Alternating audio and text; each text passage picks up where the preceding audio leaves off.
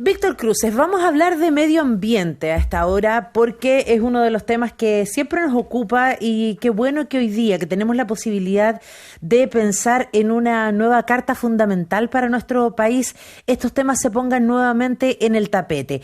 Ecología y política, ese es el nombre del título del nuevo libro de Sara Larraín, reconocidísima ambientalista en nuestro país, que está con nosotros al teléfono del Ciudadano ADN. ¿Cómo estás, Sara? Buenos días. Buen día.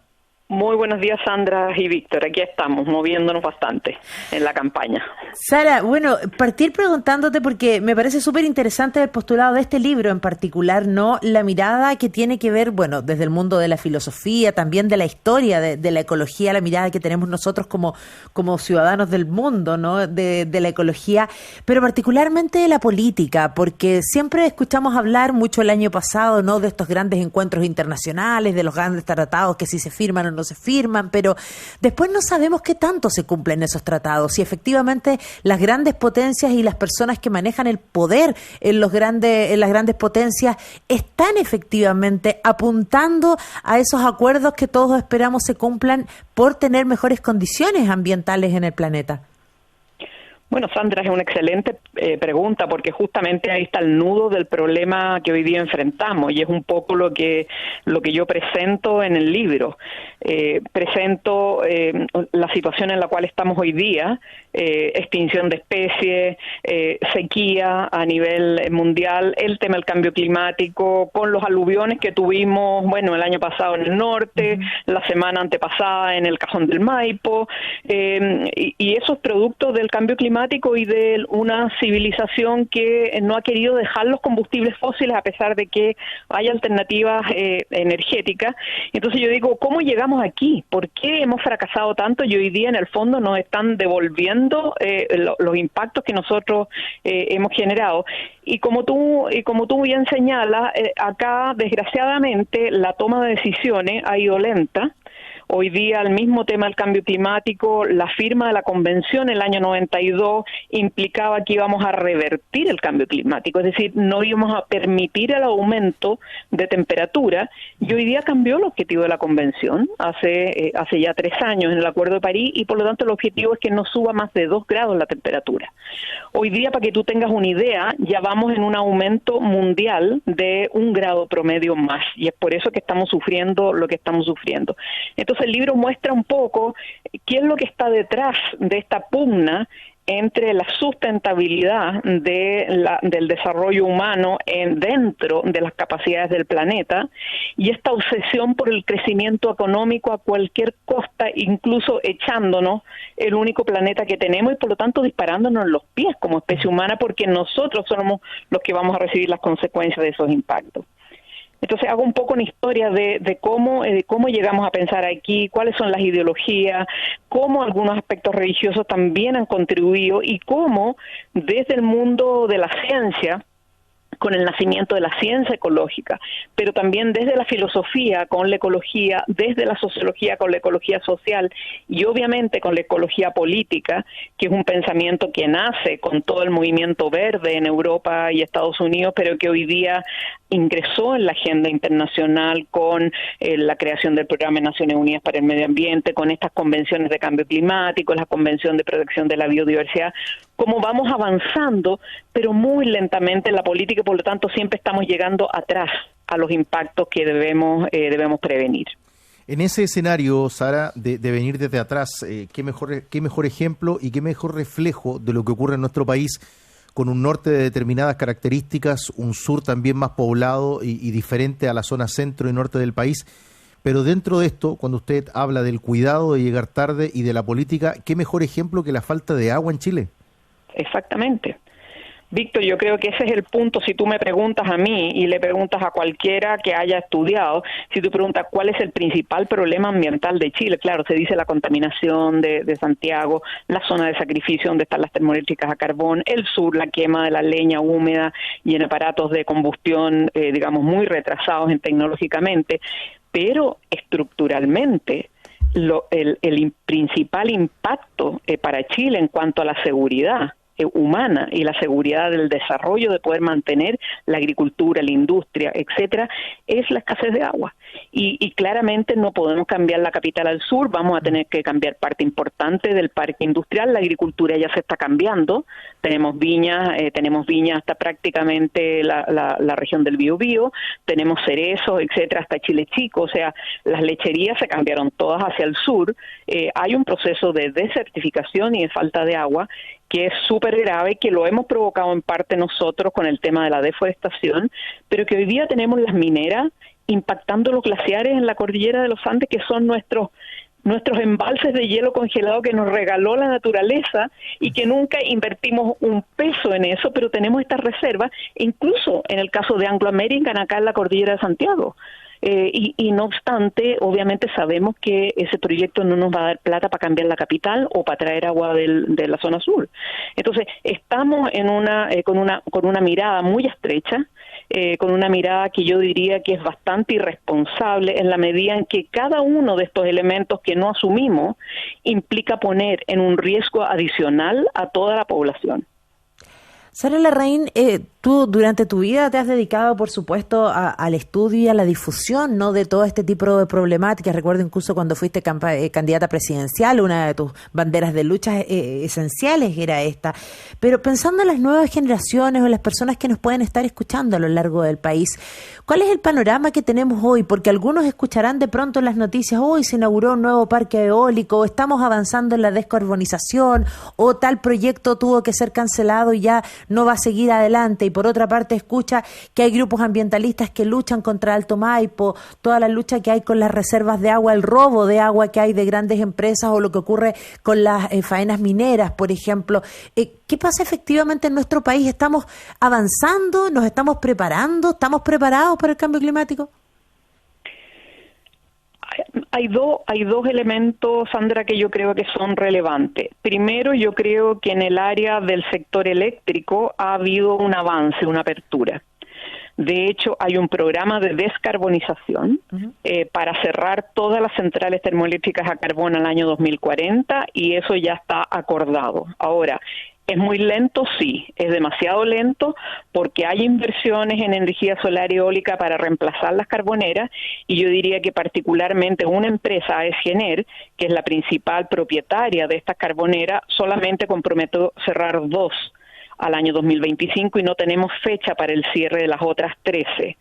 No obstante, todos los estudios que hemos hecho dan para que Chile pueda cerrar todas sus carboneras en esta década, es decir, entre el año 2020 y el año 2030, porque tenemos proyectos, energía solar, eólica, etcétera, que están entrando al sistema y están entrando con almacenamiento.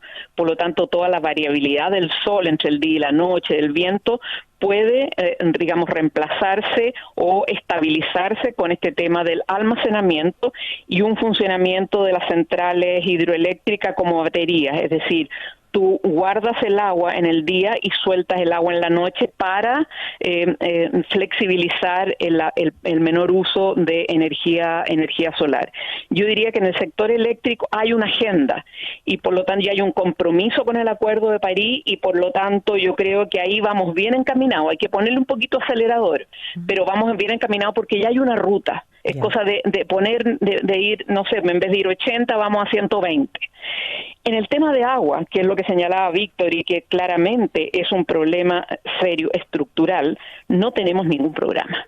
Hoy día estamos atrasadísimos, estamos con una reforma al Código de Agua 11 años en el Congreso, 10 años en el Congreso Nacional, se está terminando sí de tramitar en la Comisión de Constitución del Senado, pero allí hay un problema serio, o sea, nosotros tenemos que en Chile hacer una priorización. La Constitución tiene que establecer el acceso al agua potable y al saneamiento como un derecho humano fundamental. Sin agua la gente no puede vivir. Ahora tú comprenderás que con el coronavirus, con el lavado de manos y con la higiene, obviamente es crítico y hoy día tenemos parte importante de la población que no está teniendo acceso a los 100 litros por persona a día, que es lo que recomienda la Organización Mundial de la Salud.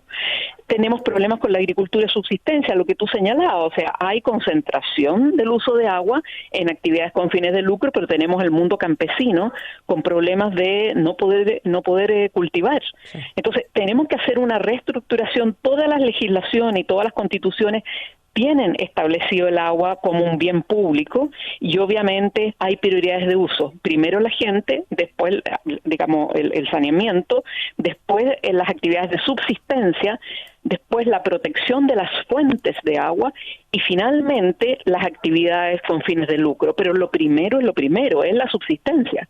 Entonces, tenemos así, con varios elementos, tenemos muchos retrasos y yo diría que el mayor retraso que hoy día tenemos es el tema del agua, sin un marco jurídico adecuado y sin la protección de los glaciares, que son, como decía anteriormente, reservas que tenemos como país andino. Tenemos reserva al menos de aquí al año 2050, que es cuando nosotros pensamos que la temperatura del planeta, si es que reducimos las emisiones de CO2, se puede empezar a estabilizar.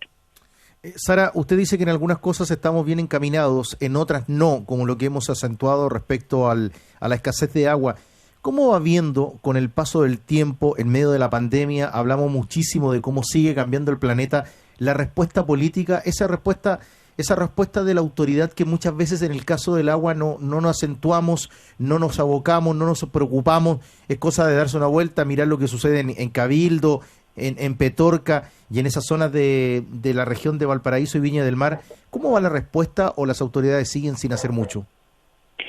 En el tema del agua, lamentablemente, Víctor, no hay ningún avance. Hay una obsesión con el tema, de la propiedad del agua, con sectores particularmente agrícolas, hidroeléctricos y mineros que han concentrado los derechos de agua.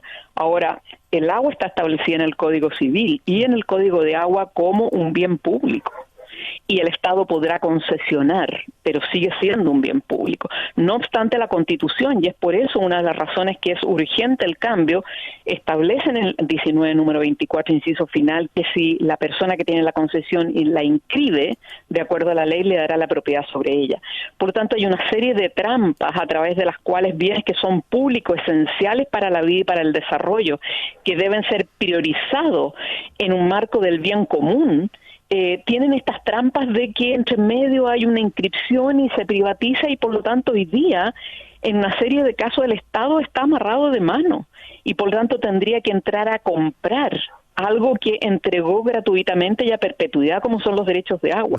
Entonces, cosas como esa son las que tenemos que corregir particularmente en el caso del agua, que yo diría que es, como tú también bien señalabas, es el problema estructural que afecta a las personas hoy día en Chile, a las economías y al desarrollo incluso industrial. No podemos regar más, no podemos tener más desarrollo industrial si no tenemos agua y vamos a entrar con problemas serios de mayores, con islas de calor, con mayores sequías, que puede agravarse esta situación, donde vamos a tener que trasladar masivamente poblaciones o tener inversiones carísimas que son súper difíciles de mantener.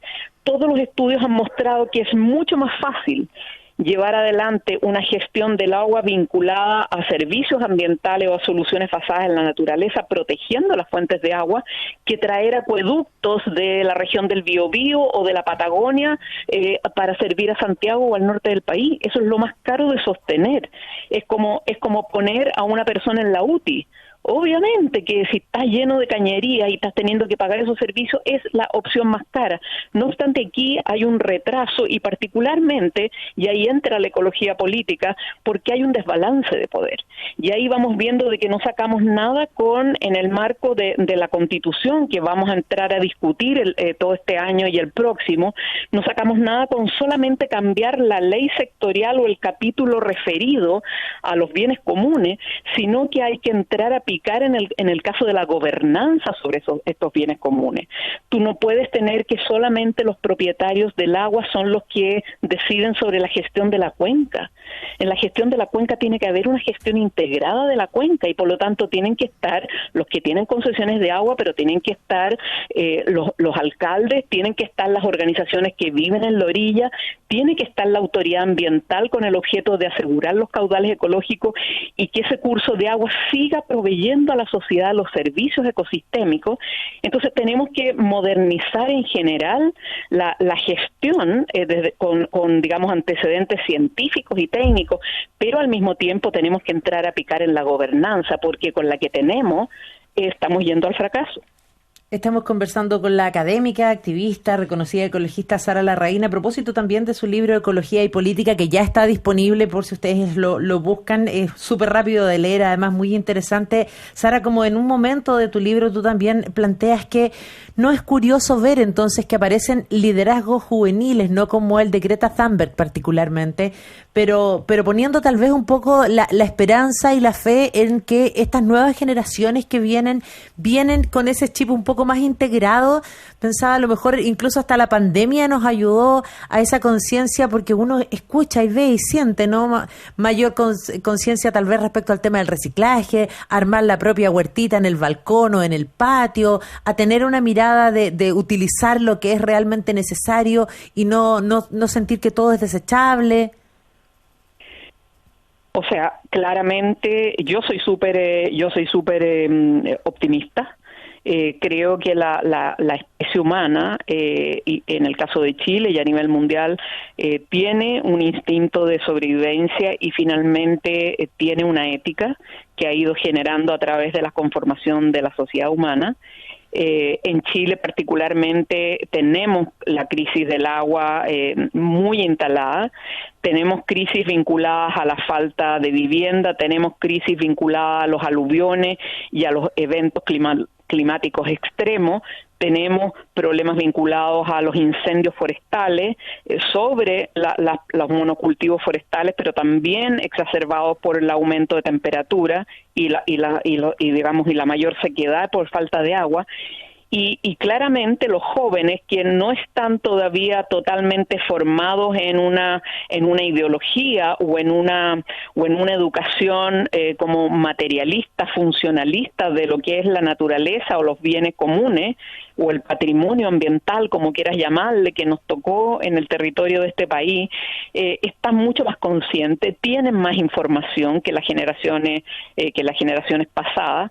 Y claramente yo también lo veo como una mirada más fresca sobre lo que está pasando, y no es casualidad que Greta Thunberg enfrenta a los políticos y le dice: mire, ¿para qué sigue sacando la calculadora cuando su casa está en llamas? Entonces yo creo que eso es tremendamente importante. ¿Por qué? Porque nos vuelve a la realidad, de lo que primero es lo primero, y bueno, y después el crecimiento del PIB, etcétera. Pero si tu persona está en una situación de catástrofe y todavía sigues preocupado de que el crecimiento del PIB y que después cuando crezcamos va a chorrear para alguna parte y va a beneficiar a la gente, entonces yo creo que los jóvenes están poniendo estos temas en un blanco y negro que ayuda mucho a entender cuál es verdaderamente la urgencia de tomar las decisiones hoy día y de recuperar el retraso que tenemos. Acá, en el caso del cambio climático, se ha señalado que tenemos que ir a carbono neutralidad, es decir, a no emitir nada, o si emitimos algo que sea capturado por los bosques, ¿no es cierto?, o por las masas vegetacionales, al año 2050. Si es que queremos la temperatura, estabilizarla en 2 grados o 1,5, pero ya estamos atrasados. Los compromisos de los países en el Acuerdo de París no dan para 2 grados, Sandra, dan para 3,7 grados promedio más. ¿Tú te imaginas lo que es 3,7 grados promedio más? Las lluvias calientes y todo lo demás. Entonces hay un sentido de urgencia que los niños, los adolescentes, yo diría simbolizados con Greta Thunberg, pero también el movimiento de jóvenes acá, nosotros trabajamos los últimos 3 años con ellos, planteando, digamos, el tema de la política y todo lo demás. Ellos están absolutamente dispuestos a salir a la calle porque entienden que es la sobrevivencia de la especie humana y todas las demás especies. Sí, pues se nos puede venir una debacle, a muchos les sonará poquito, pero 1 grado, 3 grados, no, imagínense el desastre ecológico en la fauna, en la flora que puede haber, es de verdad tremendo. Y en nosotros mismos, mira lo que pasó el fin de semana en el Cajón del Maipo, sí, pues, exactamente. La lluvia de enero, las bajas temperaturas de febrero. Eso y que nieve, que haya la cordillera con nieve, que después cuando llovió se trajo todo eso y arrasó absolutamente todo.